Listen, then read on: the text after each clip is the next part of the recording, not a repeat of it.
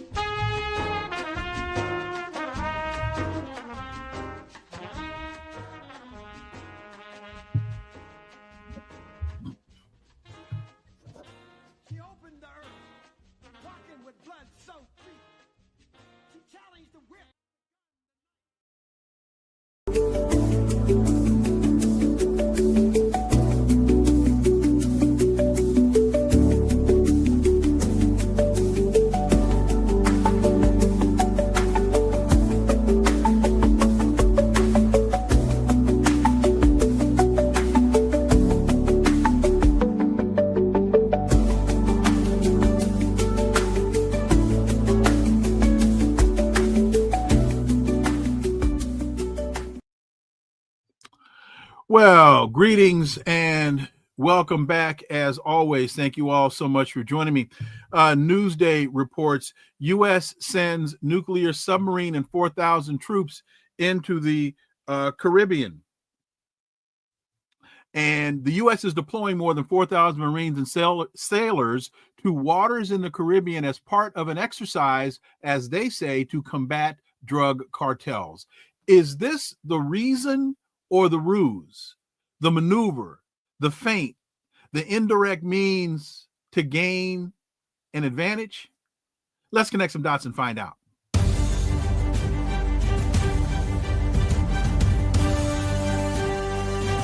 Connecting the Dots with Dr. Wilmer Leon, where the analysis of politics, culture, and history converge. Welcome to the Connecting the Dots podcast with Dr. Wilmer Leon, and I am Wilmer Leon.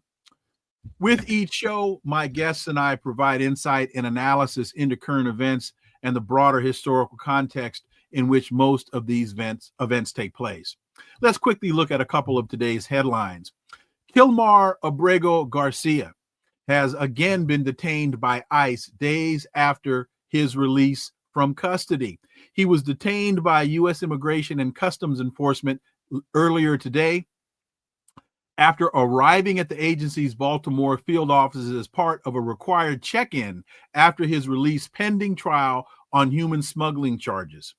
The detention comes 3 days after the undocumented immigrant was freed by a federal judge who determined he did not pose a flight risk or danger to the community. Trump officials have insisted that he would never go free in the United States, and ICE notified him shortly after his release on Friday that they would deport him to Uganda within days. As Gil Scott-Heron once said, some call it due process, but too many are overdue. FEMA staff warns Trump officials' actions risk a Katrina-level disaster. About 180 FEMA employees, many of them anonymous, signed a letter to Congress arguing that agency leadership has hindered the ability to effectively manage emergencies. Just ask the folks recently in Texas. This is where the difference between being elected and being able to govern come into play. There is a huge difference between the two. And finally, Trump badly wants a Nobel Peace Prize. This is from the Washington Post. Most of the committee, the Nobel Committee, is in opposition to him. At least 3 of the 5 members of the Norwegian Prize Committee have criticized Trump policy, making his path to winning their votes far from clear. President Trump has long quested after a Nobel Prize, a distinction that would put him in a vaunted and exclusive club, especially as it relates to American presidents. But unlike a U.S. presidential campaign, winning a Nobel Prize depends on an electorate of 5, and Trump may not have the majority. Pay very, very close attention to this, because I think his getting it or not getting it could indicate a couple of things. One, if he does wind up getting a peace prize, one will have to scratch their heads and ask, How in the world did that happen, and who got paid in order to make it happen? And also, I think a big part of his desire to get a Nobel Prize is because the Nobel Committee awarded President Barack Obama one well before they should have. And I believe they set themselves up for this kind of problem by awarding a prize to an undeserving American president that now has Donald Trump scratching his head saying, well, if you gave it to him, why not me? With that being said, on today's episode, the issue before us is Black Alliance for Peace, Haiti, America's team condemns U.S. I'm sorry, let me do that again. The Black Alliance for Peace, Haiti, America team has condemns the U.S. government attack on Venezuelan sovereignty. There we go. The United States has issued a $50 million bounty while sanctioning Venezuelan people and starving Gaza. My guest is a writer and organizer in Baltimore and the DMV, the District, Maryland, and Virginia areas. She is the Field Operations and Membership Coordinator for the Black Alliance for Peace, a member of the Black Working Class Centered Ujima People's Progress Party in Maryland, and founder of hashtag Liberation Through Reading, providing American children with books that represent them. Erica Caines, as always, Erica, welcome back. Thank you. Thank you. I always say like my bio seems to get longer and longer, but it has done some adjusting. I am currently National Co-Coordinator alongside Austin Cole and Tunde Sazua of Black Alliance for Peace. Great. Thank you very much for that update. And I will be sure that going forward, we keep that straight. The Trump State Department, and this is from the Black Alliance for Peace statement, the Trump State Department and the Department of Justice have once again increased hostility against the elected president of Venezuela, Nicolas Maduro, doubling its reward up to $50 million for information leading to the arrest and or conviction of the president of the Bolivarian Republic of Venezuela. The press release states, quote, for over a decade, Maduro has been a leader of Cartel de los Soles, which is responsible for trafficking drugs into the United States. Erica Caines, there seems to now be no end to what the United States will try to do to play policeman for the world. Erica Caines. Yeah, well, you know, the U.S. has imposed sanctions in response to activities by the Venezuelan government, and its Venezuelan individuals for quite some time. And we know that tens of thousands of Venezuelans, as a result to continuous sanctions, have reportedly died. And because of these U.S. bipartisan relations and sort of relentless assault on their economy. But I do think there is a conversation to be had about the way that the U.S. in total, when I name that it's a bipartisan effort, it has been the U.S. in totality that has always been this aggressive towards Venezuela. We've seen during the Trump administration, during the first one, of course, that was a very extremely cruel response to Venezuelan sovereignty. But then comes the Biden administration that continued to recognize Juan Guaido as legitimate, the illegal arrest and persecution of Alex Saab.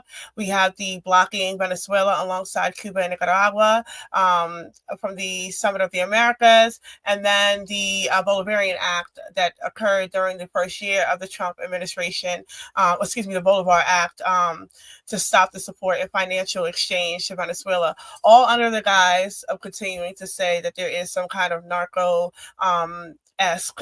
thing happening with Venezuela. But we understand this at Black Alliance for Peace as what we discuss as full spectrum dominance, that this has been a bipartisan imperialist doctrine, continuing to maintain U.S. economic, political, and military superiority and hegemony in every single aspect. We had the Biden administration saying, the Americas is no longer the backyard, but the front yard, kind of signaling that this is some kind of exchange or difference in relationship. But it's always been imperialist aggression against Venezuela to maintain control of the Americas, right? And now we see Trump is back. And so we have this sort of mask off, overtly aggressive policies and statements being made, including this up to $50 million reward or bounty on Maduro's head, which is, again, something that is or has been consistent in terms of the way the U.S. deals with or relates to the Venezuelan government. So this is coming from a country, again, that we name in our statement, that has facilitated Israel in carrying and live stream genocide, right? We have continued to see this for over 23 months at this point. We are embarking on it on 2 years in October. So this points to the U.S. hypocrisy and the way that the U.S. is attacking certain nations while appeasing others or being welcome into others because of U.S. specific interests in maintaining or expanding its hegemony globally, whether here in the Americas or we see what's happening in West Asia or in the Middle East, rather. To your point, it seems as though the ire of America is out to be kind, I'll say selective. Because if this has to do with narco trafficking, I could be off here, but something I seem to recall, there's a country called Colombia that has a history of narco trafficking. What's another Peru, I believe, is another country. And I haven't heard the Trump administration directing its ire towards either of those countries. In fact, I think Colombia is one of the countries that the United States uses as a training ground, as it wants to train military, Central and South American military governments on how to oppress people. Similar to what they were doing, what was it called? The College of Americas? School of the Americas. School of the Americas. Thank you. School of the Americas. So Colombia has played that role, I believe, for the United States as well. So not that it would be one thing if the United States interest and ire were equally applied across the board, but the selectivity of it makes it even more suspect. Yeah, well, one, even to the point of Colombia, right? That's Plan Colombia. And I do want to raise that has historically been the relationship between Colombia, the U.S., and even Israel. Israel has trained Colombian militants and such. But there is with the new governance that is particularly favorable to left politics. However you want to call it. I do think that you are seeing those struggles occur in ways that I do believe that the eye on Colombia is really more so about the leadership moving it in a different direction, right? Sure, okay.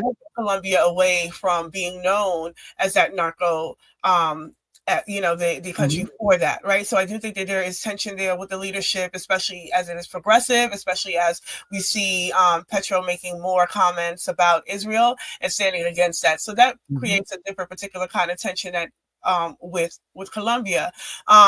And then it also raises more questions about CELAC and CELAC's response to, and as you can see, the CELAC response to this overt aggression against Maduro and then Venezuela has been in support of the Venezuela government and the reestablishment of the zone of peace and language around that, of sovereignty, defending and protecting and acknowledging the sovereignty and that these countries have the right to wage its way forward. But I do want to name, at the time where we released that statement, we had also released a statement around DC.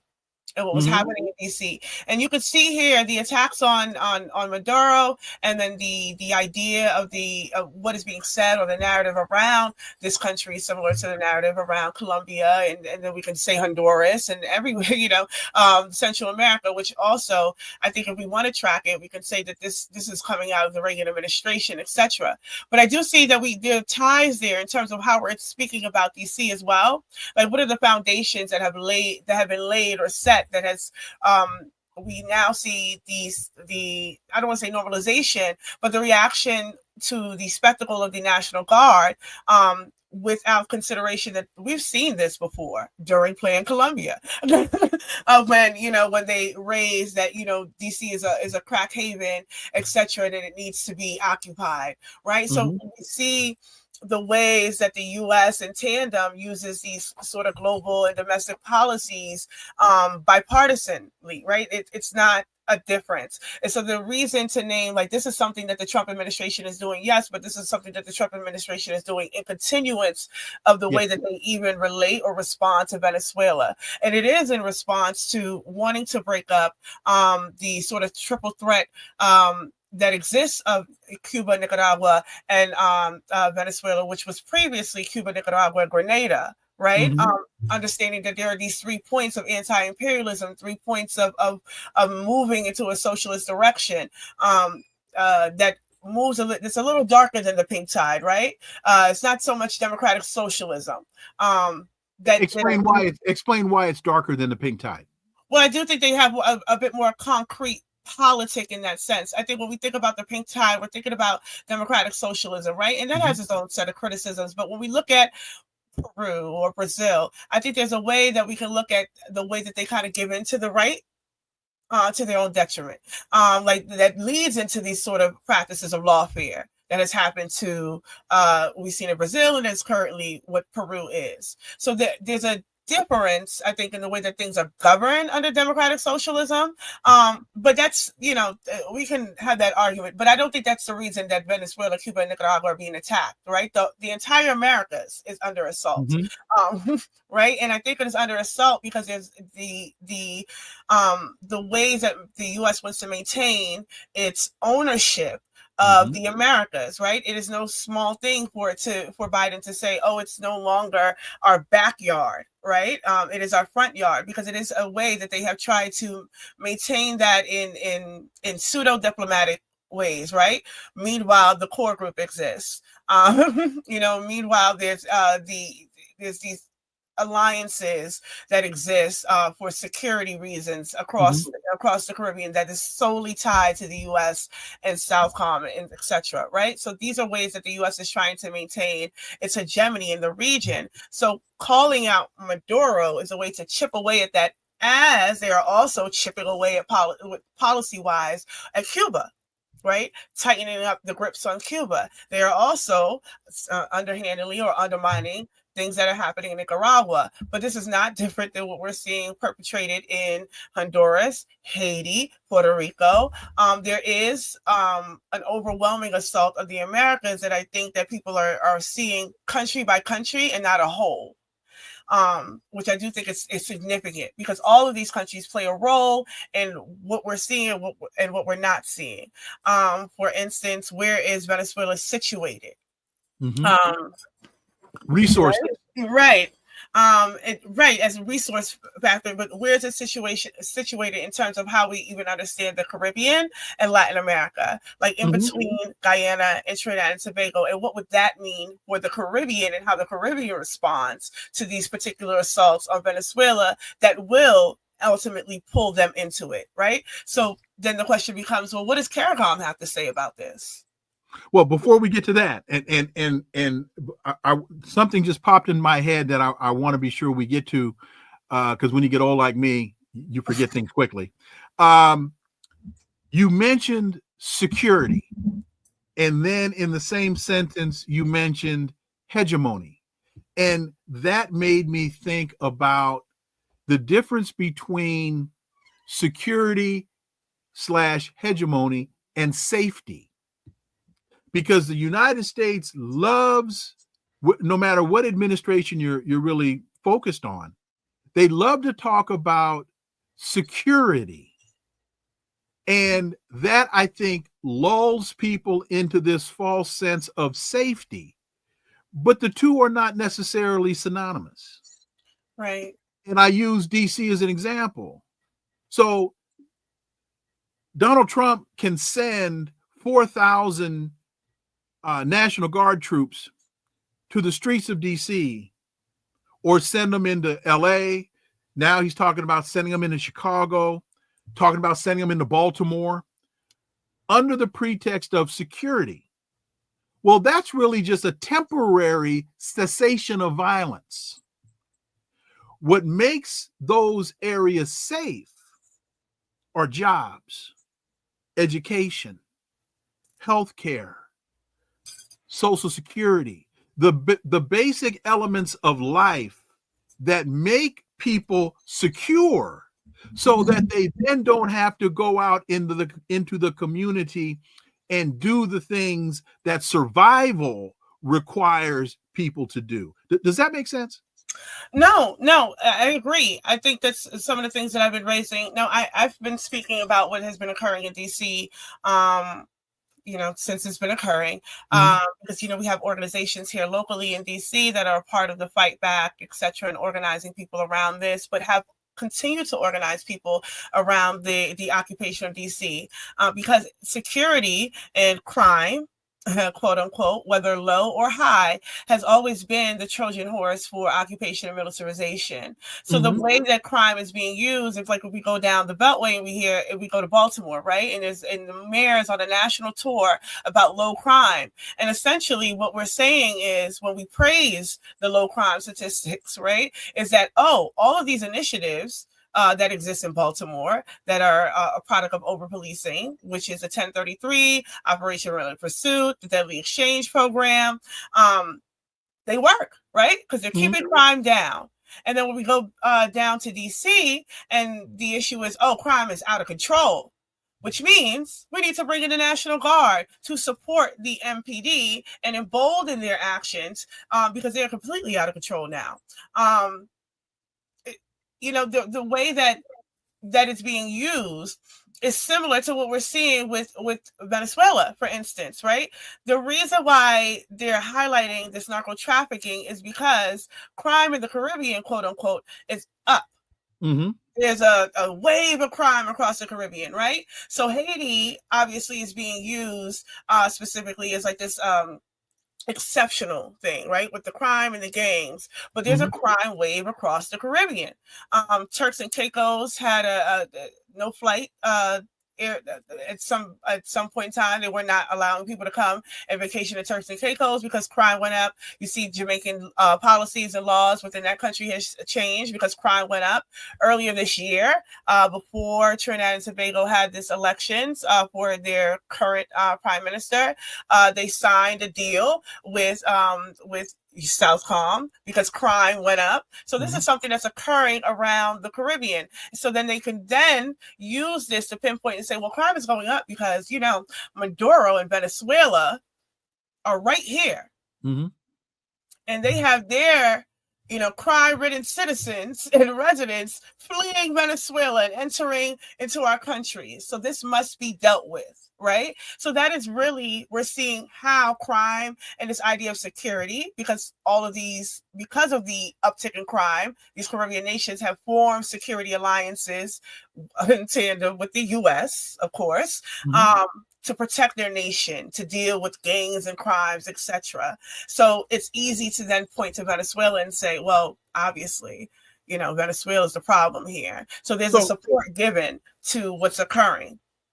So the question, or part of the question becomes, is the crime in question an inherent indigenous issue, or is the crime a response to existential outside external pressures? So the crime in Venezuela, well, if you take the sanctions off the country and you allow the country to engage equally in trade on the international markets, most likely, now I could be wrong here, but something tells me most likely the economy in the country would improve. and that people then would be able to if you take the sanctions off of Haiti and you allow the Haitian government to actually, if you allow, in fact, for there to be a government that can speak to the needs of the Haitian people, you probably won't have the problems I could go on country by country by country. But so what I'm seeing in Venezuela, what I'm seeing in Haiti, what I'm seeing in other areas is not inherent indigenous crime. These are the natural reactions to pressures that are put on countries and their governments from external forces. Yes, and it's a way that these narratives create otherizations, right? Where it becomes, of course, Venezuelans are crime-ridden. Of course, Haitians are crime-ridden. Of course, residents in D.C. are crime-ridden, right? Because they have built up these particular narratives around these areas. And I also think it doesn't hurt that, as people in the U.S. are not familiar with anything that's happening in that region unless it becomes a headline, right? How many people could point to Trinidad and Tobago or Guyana? Or how many people understand that Guyana is next to Venezuela as part of South America, right? But it's okay. Also... Well, let me jump in and add one more thing. So before I forget it, and that is we can also switch the conversation from crime to immigration. Yes, and you would be looking at similar causes. I don't hear, other than myself and you, I don't hear a whole lot of other people when it comes to the immigration conversation asking, why are the people coming here in the first place? Why are Mexicans coming across the U.S.-Mexico border to come into the United States? Nobody wants to talk about the impact that NAFTA had on the Mexican economy, decimating the Mexican agricultural industry. Nobody talks about why, when J.D. Vance talked about those 30,000 Haitians in Springfield, Ohio, eating people's pets, nobody asked, well, why are there Haitians in Ohio in the first place? Right. And I think that's where we get caught up in talking about crime specifically, right?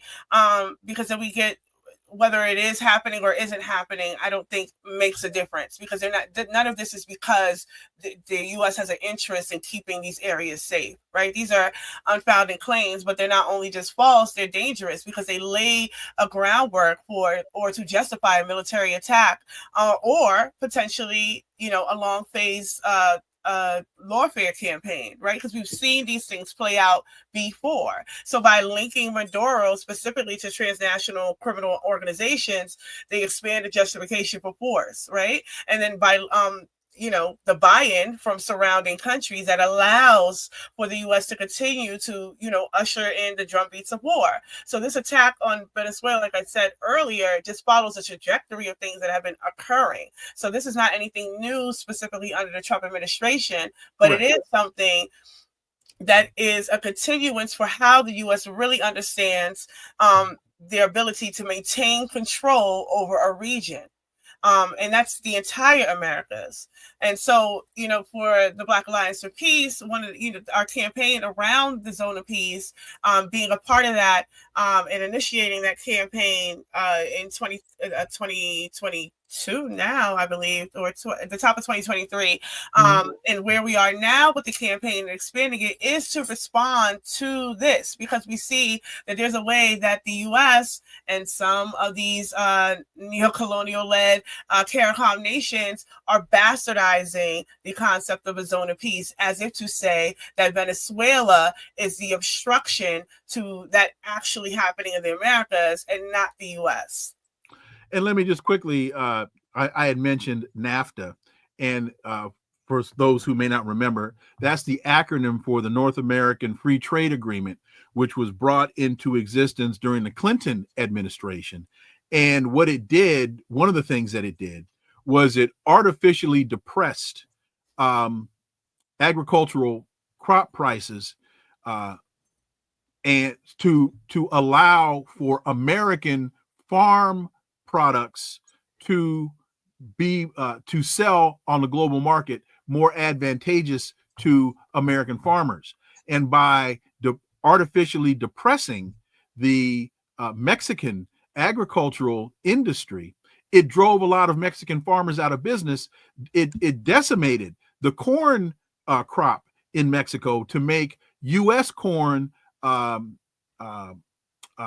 more cheaper on the international market. And final point, as then Mexicans started importing American corn, that American yellow corn pollinated with the Mexican multicolor corn, which decimated and killed off the Mexican corn crop.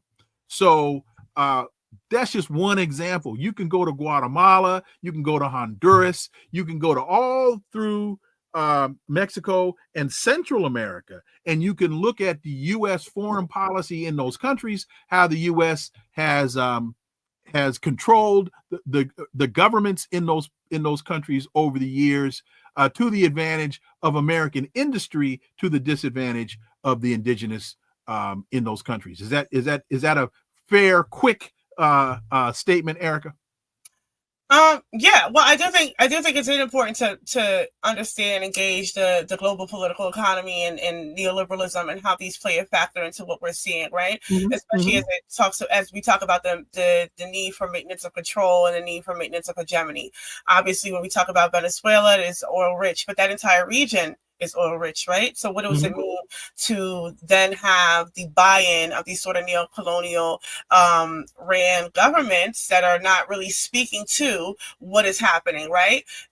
That are utilizing this aspects of crime so they themselves do not have to deal with their own internal issues that are a product of cutting and slashing Social Security for moving towards more privatization. We know that region has a history of unions and trade workers and et cetera, and how that has been chipped away year after year after year because of the particular governments. So again, there is a way that Venezuela gets to be named as the sole proprietor of all that is wrong in the Caribbean and around that general area because of these quote unquote gangs, right?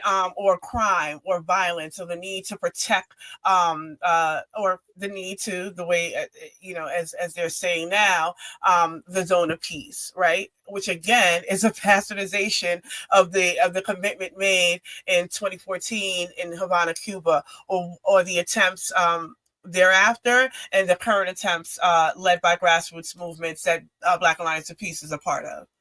So in response to this, Trinidad and Tobago and Guyana support U.S. in moves against Venezuela. In a move that has clearly stunned her nation, Trinidad's government has thrown its full and unequivocal support behind planned and unanticipated U.S. military action against Venezuela, even offering Washington access to local soil if Venezuela ever attacks CARICOM. Well, have you heard Nicolas Maduro talk about attacking CARICOM? Erica, you're the expert. I'm not going to waste our time with me pontificating. Erica. Well, again, security is that Trojan horse, right? But the core argument is that the recent military posture, at least what I'm trying to make, is that the recent military posture of the U.S. is not an isolated incident, right? Mm-hmm. It is the culmination of deliberate, decades-long strategy to dismantle this anti-imperialist foundation in the Caribbean. So it represents an extremely dangerous shift from regional sovereignty to neocolonial dependency. And this is driven, again, by external powers, primarily the U.S., and facilitated by local elites, and specifically Guyana and Trinidad and Tobago. So they have completely abandoned their historical principles for short-term political and economic gain. And I say that as like the governance, right? Not so much the people. Because a statement that is released by the Prime Minister of Trinidad and Tobago, who her second time in office, similar to Trump, Kamala Prasad Bessassar, I want to say. The statement is that the U.S. government's deployment of American military assets into the Caribbean region to destroy the terrorist drug cartels has the full support of the government of Trinidad and Tobago. Due to drug, human, and firearms trafficking, Caribbean countries, and in particular Trinidad and Tobago, have experienced massive spikes in transnational crime, gang activity, murders, violence, and financial crimes.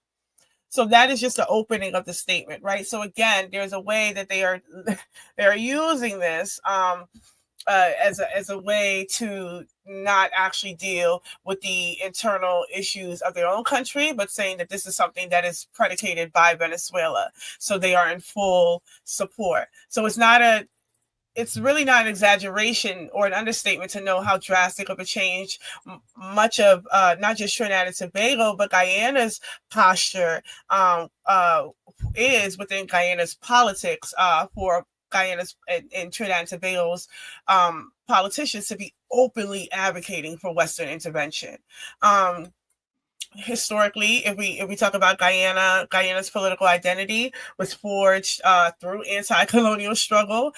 We talk about Walter Rodney often, but then also the history of the PPP, which stood firmly against Western intervention and interventionism, advocating for non-alignment and self-determination.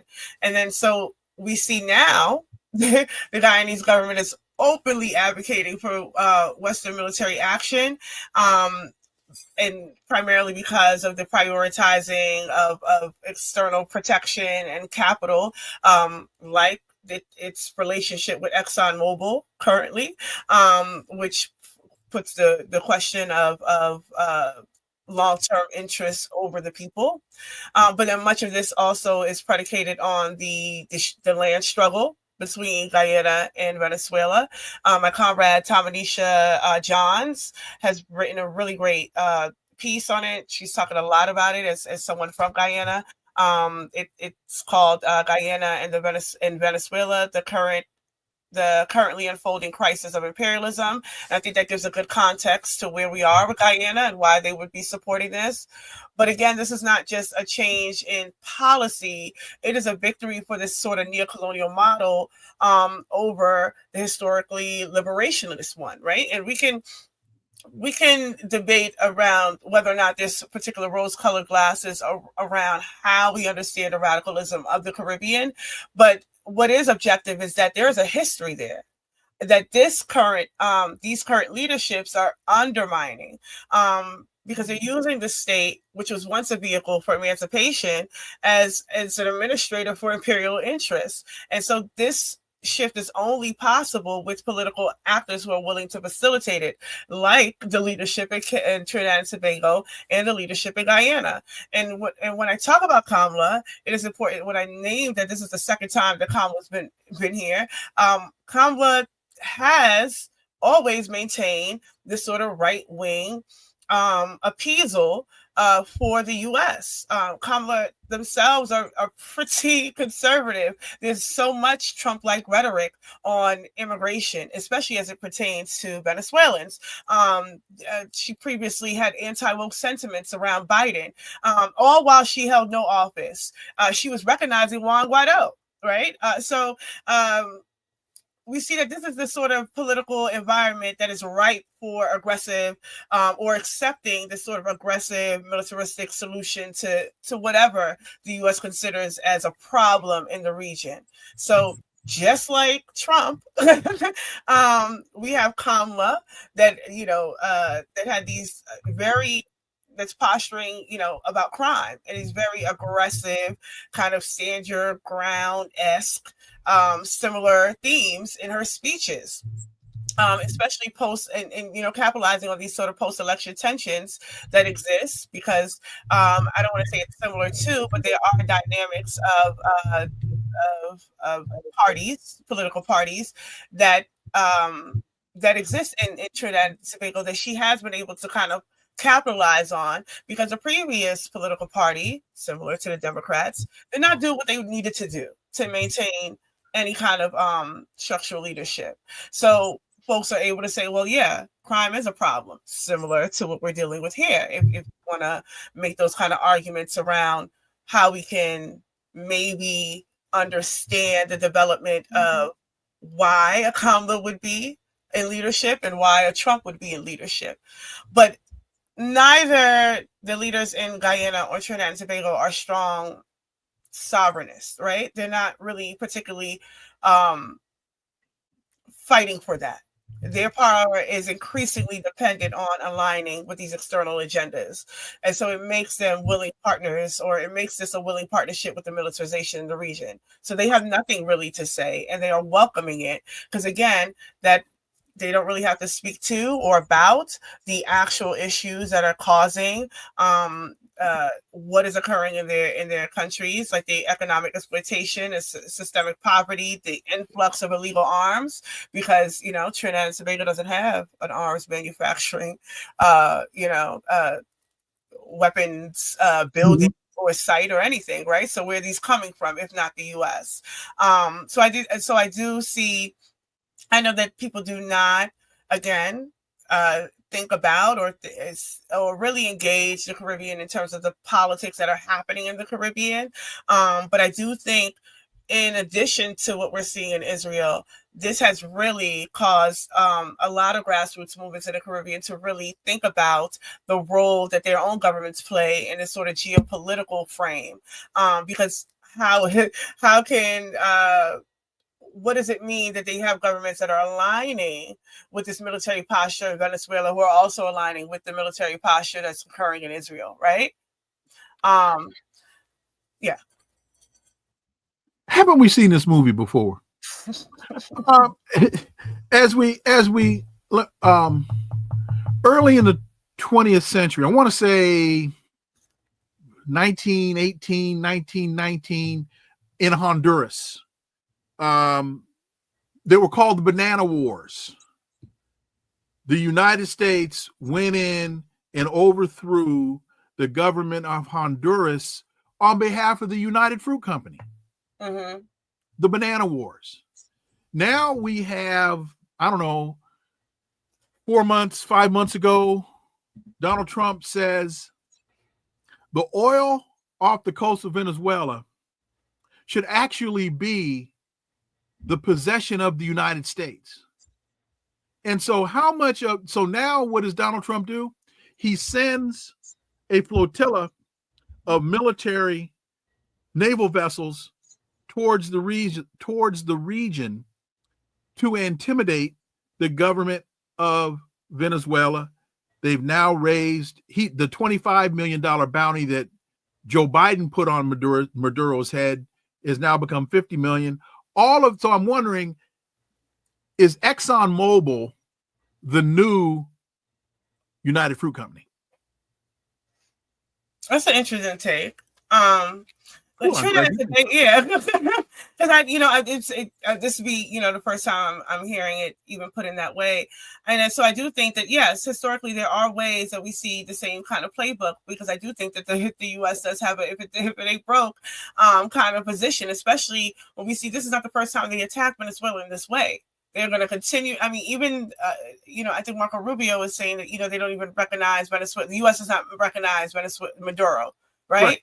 So they've been saying this since 2016, 2017, 2018, So they have been always posturing that they're not going to recognize Maduro. And that's, I think, that played into the Bolivar Act when Biden came into office. So, yes, there's a lot of rinse and repeat. When you mentioned the School of the Americas, which is now WINSEC, right? The Western Hemispheric Institute for Security, Economic Cooperation or whatever, right? But it does the exact same thing. Does the exact same thing that it was always doing before in terms of amping up and propping up soft power.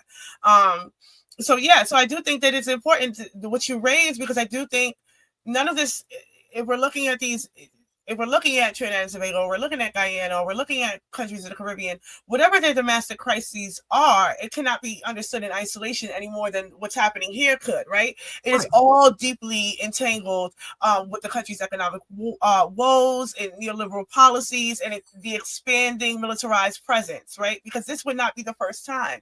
The Caribbean engages in Operation Relentless Pursuit, which is a yearly military operation that includes NATO nations, right? Where they train them them. So when you hear about these security forces, early in the year, I wrote for Barr a piece called "Bound by Imperialism: Trinidad's Role in U.S. Agenda," because Trinidad put the nation under curfew. 48 hours. And much of this was with the support of Southcom and that military training that comes from it. So, these countries are positioning themselves as a lapdog to U.S. policies. They're sacrificing national sovereignty and undermining any pursuit to independent development strategies. And they are also joining in and threatening Venezuela by utilizing or bastardizing the zone of peace, right? You don't hear about the zone of peace as it pertains to Haiti. You don't hear Trinidad and Tobago's government or Guyana's government or Barbados' government. You don't hear them talking about the zone of peace as it pertains to Haiti. But they are, they are complicit in the narrative around Venezuela when they invoke the zone of peace to incite that Venezuela here might be in the wrong, or there's something happening in Venezuela that needs to be, dealt with. So the focus on Venezuela, like crime, is a distraction, because the real culprits here are the external forces that benefit from a divided and militarized and dependent region. And we're seeing that broken apart in that sort of lithium triangle currently, right? With Peru and Bolivia, and what's happening there. We see the way that the U.S. continues to create these sort of divisions so that they can occupy and maintain. So much of this, again, it marks a very dangerous departure from how we understood historically the use of the call for the Caribbean's zone of peace, or making the Caribbean a zone of peace, or the Americas a zone of peace. Again, trading in sovereignty and self-determination for dependency on these external powers, right? And perpetuating the very cycles of poverty and violence they claim to want to solve. Let me. I don't even know if you can answer this question. I don't even know if and again, this might be a PhD dissertation, and we've only got 3 minutes or 4 minutes left. What is it? Is there something about the politics of Venezuela versus the politics of Trinidad and Tobago, where the Venezuelans rejected the imposition of Juan Guaido upon them by the United States? The Venezuelans rejected the imposition of Maria Machado by the United States on them, and they stuck with Maduro. Whereas the people in Trinidad, Kamala Persad Biesasar, they seem to accept her readily. So is there something about the dynamics of the politics that makes her acceptable in Trinidad and Tobago? Because if they tried they've tried and failed to do that in Venezuela. Does that make sense? Yeah. Well, politically, the countries are different, right? Especially in terms of political parties that exist, and how they are supported by the masses, etc. I think we can make that kind of argument about, is it that the people of the U.S. overwhelmingly supports Trump, right? Or because in Trinidad there was a low voter turnout as well. Okay. Right. But I do think there was such discontent with the previous party because of the stripping away of safety nets, et cetera, et cetera. Raleigh did not even finish his term. There was an interim prime minister right before the elections. Raleigh bowed out to go spend off his days with his family. Right. So that is the previous party that's coming in.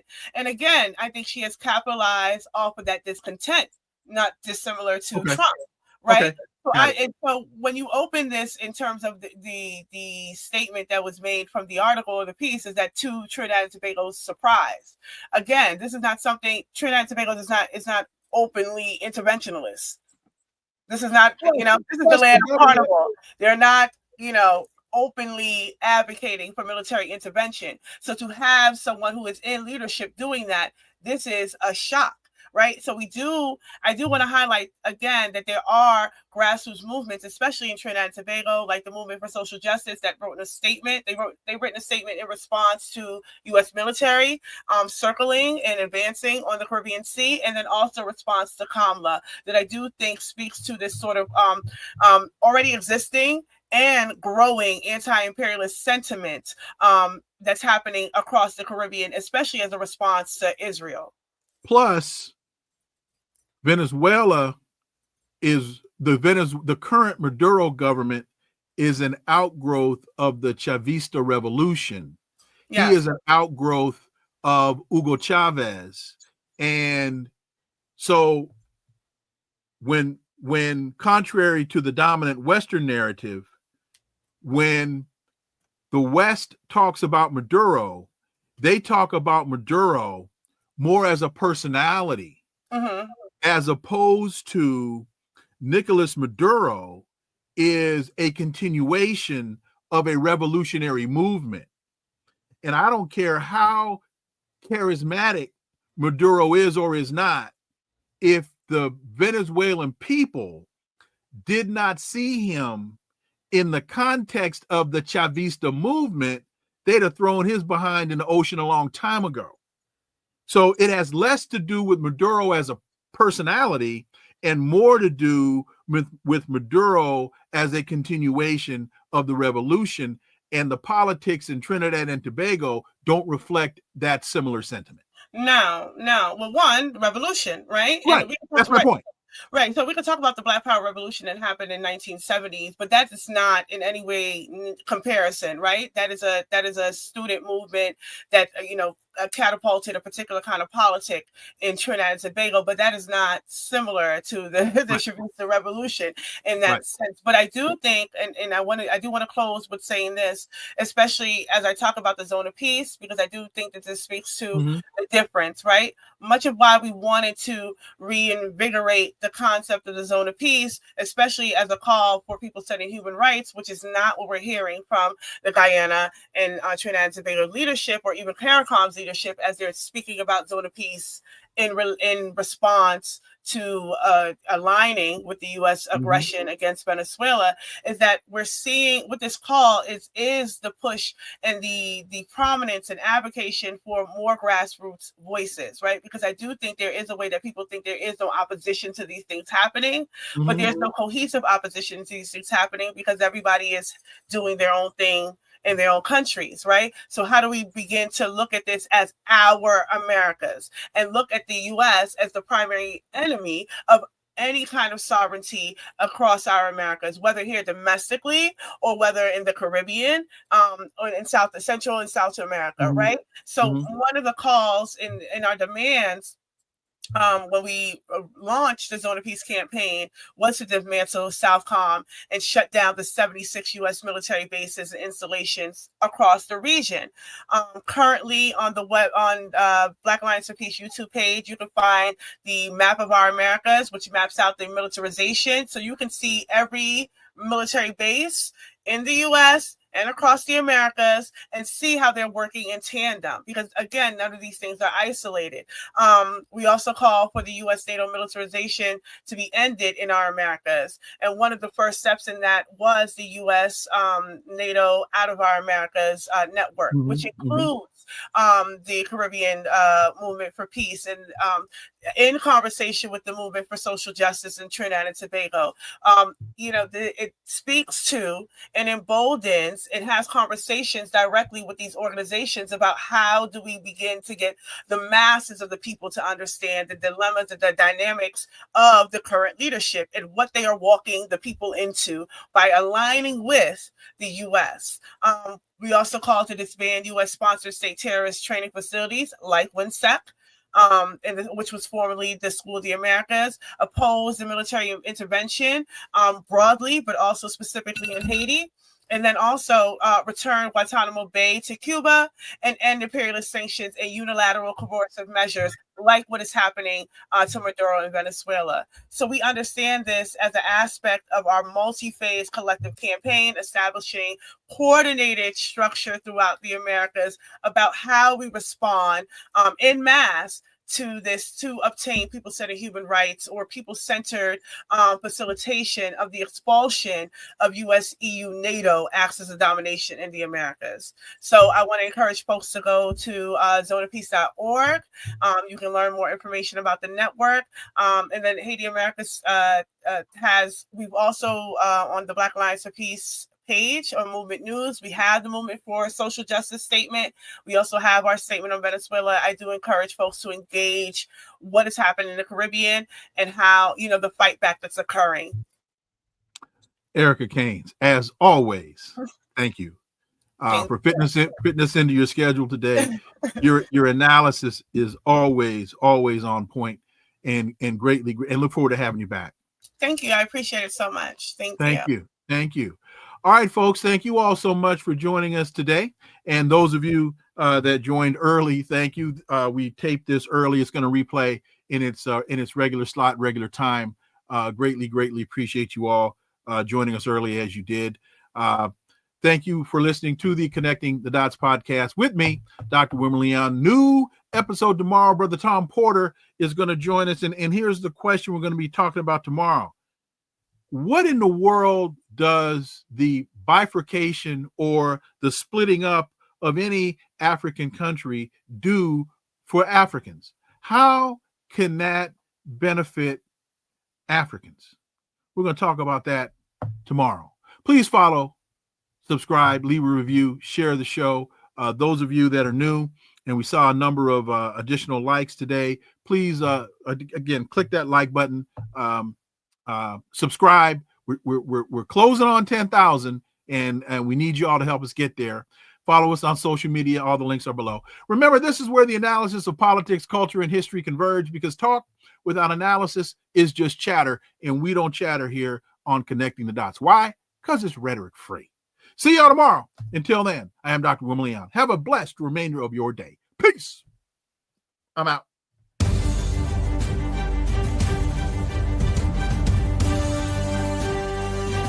Connecting the Dots with Dr. Wilmer Leon, where the analysis of politics, culture, and history converge.